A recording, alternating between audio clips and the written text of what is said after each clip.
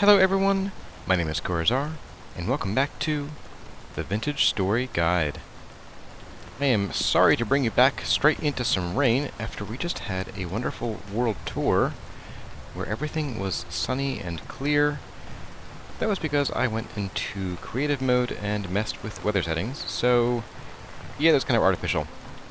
But anyway, we are back, and this save file is the original.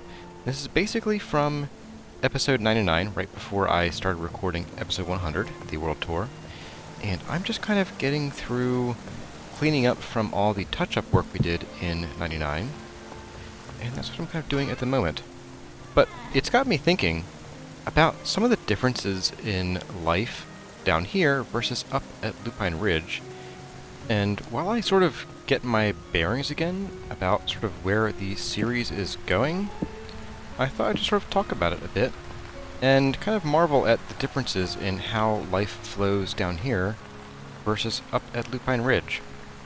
And I think the biggest one absolutely is that we don't have to worry about seasons. I can just sort of grow everything year-round, and when I need something to eat, like I do right now, I can just pop back in here, and I usually have enough food for what I need. I almost always do. And I can just, store some food in here and not worry about it, because I'm always growing more. I don't have to sort of scramble throughout the year to get enough food, not sure where I'm going there, in order to survive the winter. Oh, I have more food. Never mind. I thought I needed more. But yeah, so I don't have to worry about making sure my clothes are all, patched up for the winter, because, one, it doesn't get cold enough to matter, and two, even if it did, I just have stuff growing outside all the time. But yeah, I think the biggest difference definitely be the weather. I mean, I've got pineapples just sitting here waiting for me to get to them. I've got plenty of soil. Now this is... let's see, I shouldn't plant anything requiring potassium here, but that's fine. But let's say just over here, we have some flax that I'm just going to let it go until I need it. And the same thing for the bees over here. I just sort of, when I need candles, I come and harvest them, and that's about it. Trees are kind of the same way, and that's kind of one of the chores that I have lined up for today, is that we need to get a new tree farm going, because down there, that used to be our main tree farm area for, at least for kapok, acacia, and bamboo. And we need to find a new place for having that tree farm, and I'm kind of not quite sure exactly where I want to have that. So once tomorrow in-game rolls around, we will go on a bit of a search for a new tree farm location, and we also need to pick up some saplings or some seeds for the kapok, and I think we're also out of bamboo. Yes, so we need to go and get some bamboo saplings as well. And then we need to figure out where we're going to have these farms. I think I mentioned having the acacia farm somewhere down here. Now this is going to be near where we grow all of our redwoods, which is sort of right in here, as well as our purple heart, which I'm kind of growing one on each of these mounds here, I think. Pretty sure this is where they're growing. And then just south of that we have our ebony trees. So I might do something down here, or I might see if there's a better place to have a tree farm, at least one that's a bit closer, because we need a lot of kapok and acacia and bamboo, just sort of go through it pretty quickly. And tomorrow we'll go down and see if there are any more trees down here that need to be harvested. I think I left one ebony tree, and I would like to get that done. And I think this is a redwood, but I'm not super interested in spending 5 hours chopping a single redwood tree down today, so we'll leave that one. But yeah, then we'll go on a bit of a search to figure out where we're putting our trees. And like I said, that is the other thing that's kind of different down here, is that in addition to stockpiling food up at Lupine Ridge for the winter, I also have to stockpile building materials or be prepared to go out into the cold to find them. And maybe even ruin some forests along the way. And I don't always enjoy that, honestly. I kind of like being able to just grow everything all the time. It's really kind of nice. But I'm going to go ahead and sleep, and we'll make it tomorrow, and probably make a fresh pot of food before we go, and then we'll head off. Maybe it'll stop raining. Okay, so it will, but not for very long. Goodie. And sometimes when I jump the gun on sleeping through to the next day, I'll come down here, back into the old cave, and sit in this pool of water, and I will just sift through a few pieces of bony soil until whatever I'm waiting for happens. In this case, I want to get hungry enough to need another meal, which will empty our soup pot, and also until it gets, bright enough to actually leave the house without bumping into everything. What treasures we're finding today. Bones and string. Wow. So rich. Feels so posh.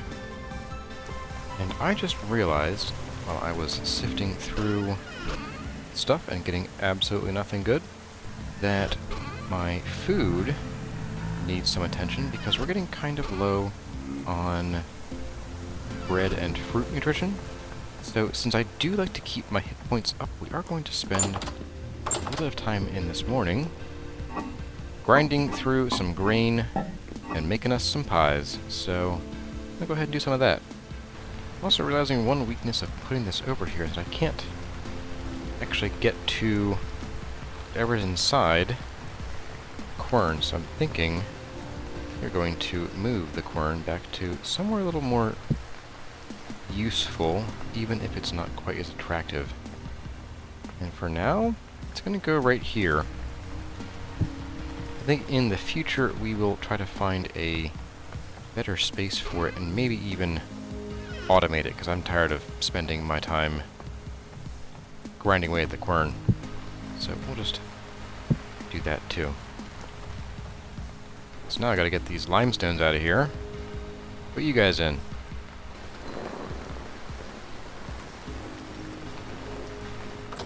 And before we harvest our pineapples for our pies we're going to make, I did want to note the other thing that I'm not quite as bound by up here is the animal cycles, because since pretty much all my protein comes from the soybeans and occasionally the peanuts, I don't have to worry about feeding the animals and getting them plump and gently harvesting their fruit meat. Yep, gently. So I can just kind of take my time with them. I don't have to worry about finding chickens. Oh, I hear friends. You guys up here somewhere? You are up here. Great. But yeah, so I'm going to go ahead and harvest these pineapples and get some pies going on. I think we have enough for... It's going to be, I think, 12 pies. That should carry us through a couple days at least.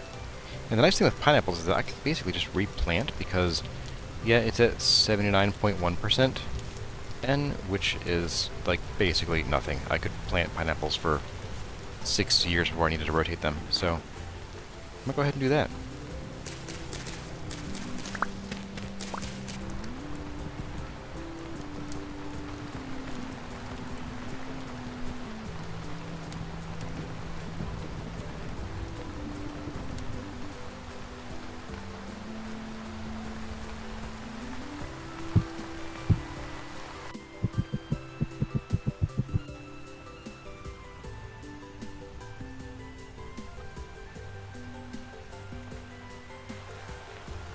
Did we just spend all day talking about chores and baking pies? Why, yes. Yes, we did.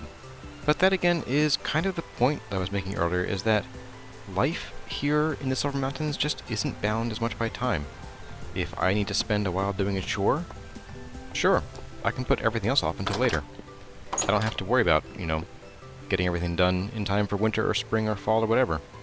But I've had a bit of a think while I was working on those pies, and I'm kind of considering that we might want to put our new tree farms out back here. But I was thinking, I did mention during the world tour that I wanted to have some kind of road that comes out here and goes all the way over to our drifter toaster, which is its official new name, in case you were wondering. But it might be nice to also turn some of this intervening land into something productive, because we need it. We need more space to do what we need, and I don't want to have to go and walk 1,000 miles for all my trees, just some of them, preferably. So I'm kind of thinking that out here might be a great place to put some farms. Now currently I do use this area for harvesting grass, but we can kind of get grass, you know, basically anywhere. If we sort of, you know, fill this in with trees, we'll just kind of come over here for grass instead. It's no big deal. But it might also be neat to have some more of that jungle, you know, lining the path to our drifter toaster, and just have, you know, nice easy access to it. So I kind of think that's going to be the plan, and I might try to leave these fern trees in. Oh, hello. Ripe in 3.7 days. Cool. And a cherry tree. Are you kidding me? Good grief. Okay, it might just be nice to fill some of this in. I might actually... Oh, you know what? I could actually get the kapok seeds that I need from chopping down these dumb little bushes here. That way I wouldn't have to spend a lot of time climbing around existing kapok trees to get them, so I might just do some of that real quick while we're here. But yeah, road out to here, bring it right to the door, and then, you know what? This might be an ideal target for what we tackle next, or at least very soon. Because this, as I mentioned, this is a terrible, terrible design. It was kind of made because of the changes to the crawling drifters, where you're no longer safe by having the old-fashioned dirt hut that we had up at Lupine Ridge, because the crawler drifters can come right through here. And as we have learned, there are crawler drifters of every type, so we might end up with a nightmare drifter crawling through a hole in our defenses, or even worse, a double-headed drifter. So that would be bad. But yeah, I think doing some bit of land flattening here and planting some of the seeds that we're going to have. I'm going to get some kapoks going on, and I'm going to get some bamboo, and we can start filling this out. And yeah, let's just start with the kapoks, because, I mean, we're here. We might not get a ton of seeds, but I'm not looking to jump into a giant tree farm right away. I think I'm happy kind of building it out a little more slowly, assuming we get any seeds whatsoever. And I assume we will. These are pretty productive, typically. But I have been wrong before on occasion. Aha! There we go. Our first kapok seed. So apparently, when I did the "when will it stop raining" command, it told me it would stop raining for 3/4 of a day. And to be technically correct, which is in some cases the best kind of correct, it did stop raining. Because it's hailing now, instead. That's our life. Okay, everyone, well, I have spent a little time getting together this trunk full of goodies over here, and I think we're going to go ahead and we're just going to start making a road that wends over this way. I may flatten out some of these areas, like this weird thing right here. But then I think we're going to also leave room for some bridges in our design. Although I'm not quite sure where they will be just yet. Maybe I'll bring it over here to cross at this sort of shortest point, and then continue our path on up through here. Probably move some of these reeds, and have our second bridge be over here. Yeah, that should work. And then we can just sort of wend our way up through this direction, and across this nice flat ground. Maybe fill in this little pond. That one definitely. Goodbye. And then straight up to here. And that will be all she wrote. So yeah, let's go ahead and get that started.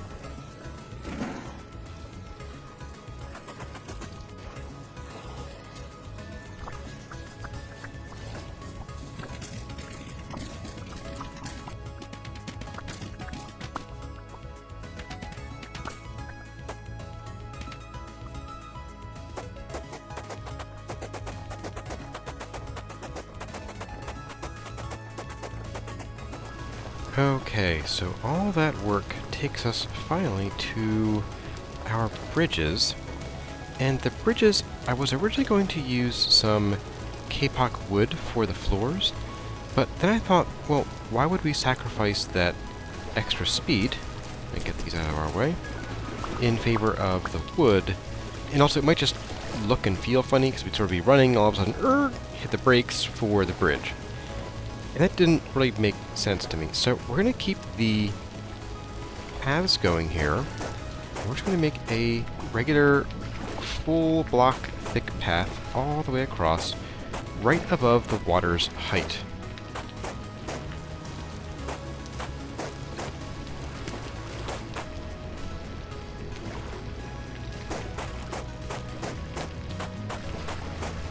Okay, so with that out of the way, the next thing I want to do is we want to dress these up, because we don't just want floating path blocks.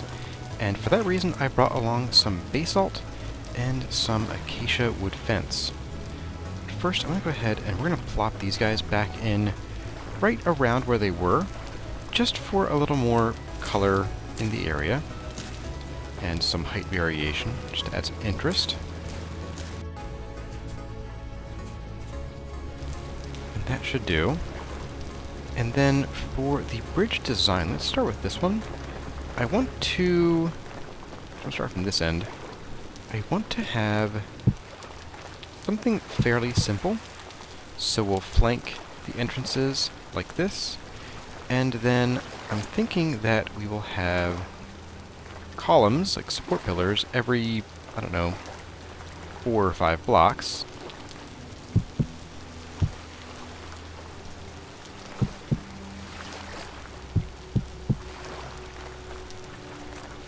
Okay, there we go. And then for the sides, I was kind of thinking of just kind of dropping some slabs on, so that the bridge is only wider right at the supports.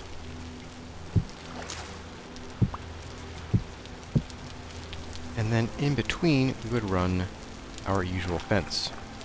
Let's see how it looks before we decide to keep it.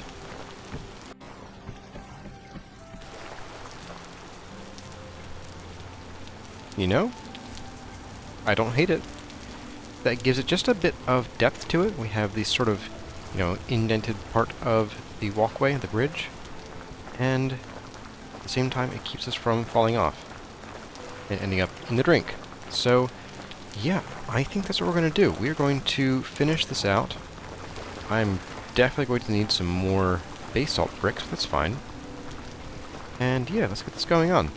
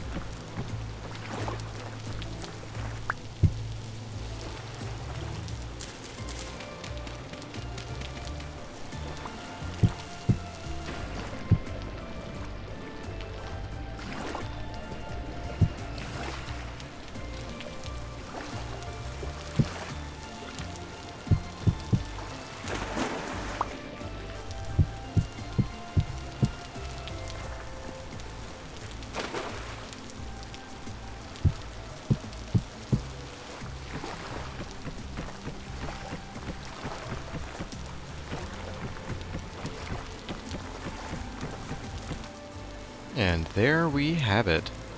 We now have a road that runs all the way from the base of our tower out back here, all the way across here, over these bridges, down past the scary swirly thing, up to the horrible toaster.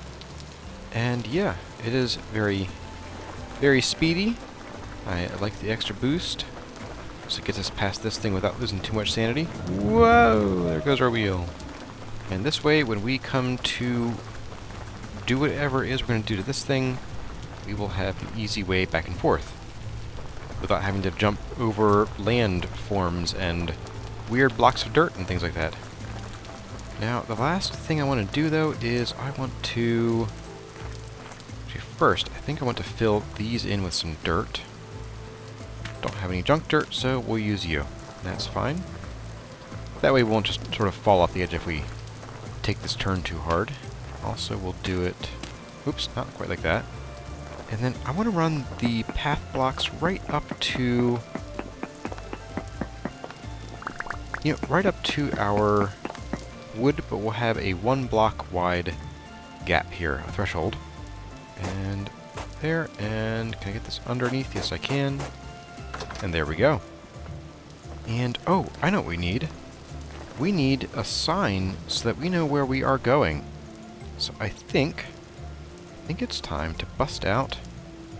Ooh, there's a different sign type though. We can use this kind of sign. That's easy. Let's do one of these. And let's go ahead and we will drop this signpost right here. Now, alright, we need some kind of writing material. Let's go find some charcoal or something. Alright, I got some limestone. Let's go ahead and... What do we write on this thing?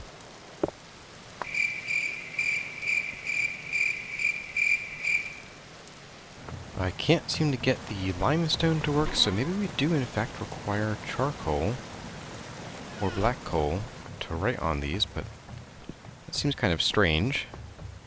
Let's try you. Oh, okay, so it must in fact be charcoal. Okay.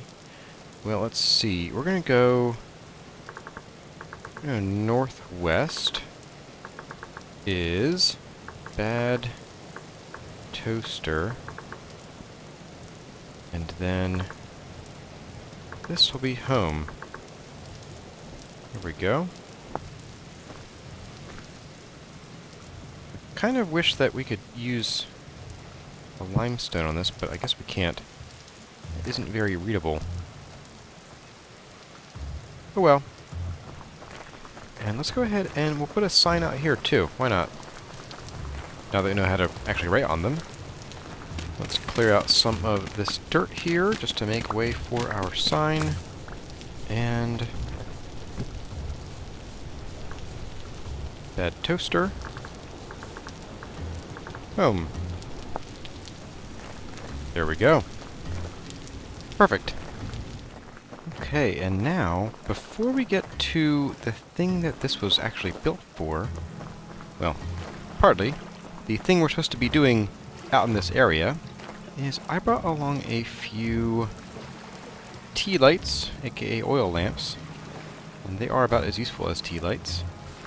I just thought it would be neat to drop some of these little lanterns, or lamps, just sort of in a zigzag pattern along here, so that I can see the bridges from above at night, just for some ambiance. Something interesting to look at down here. And to sort of prove to ourselves that, you know, we do indeed have a working, viable, visible path down here when we're looking at it in the darkness. And that should do. Okay, so the thing we've all been waiting for, I know you've been waiting with bated breath for me to start planting some tree seeds. I know that's why you're really here. So let's go ahead and start doing that. I'm going to flatten a couple of these a little bit, and then just sort of start dropping seeds everywhere. I think I want to try to keep them sort of segregated by type. So we have, you know, one area of kapok, one area of acacia, and one area of bamboo. I think, now that I've seen this place up close and we've sort of traversed it a bit, I think we'll have plenty of room for all three. I was kind of doubtful, but I think like over here we can maybe do the kapoks. So let's plant a few of these guys. And by a few, I mean all 10 of our seeds. And actually 10 should probably be enough, because 10 is more seeds than I typically planted over on the other side of the mountain.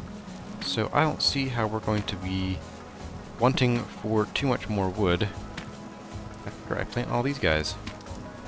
And then we have just 6 bamboo saplings, but that should be enough for planting a decent little stand. We'll do one here, and one here, And I guess we'll do one, say, over here, but we'll remove these guys.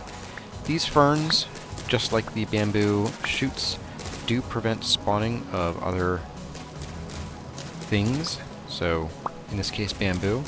So we do need to make sure the area is pretty clear of these guys. Anyway, last but not least, let's go ahead and let's scatter a few of these acacia saplings around. I'm not quite sure how I missed these little leafy puffballs, but I did. And I'm not going to go, well, yeah, we'll go crazy with them, because I'm getting kind of low on acacia anyway, and we do need it for more than just building, since this is the equivalent of oak up here as far as tanning is concerned. Okay, that should do it. That should get us started on a fresh tree farm. We'll check back in about 5 or 6 days, maybe more like 7 or 8, and see how they're doing.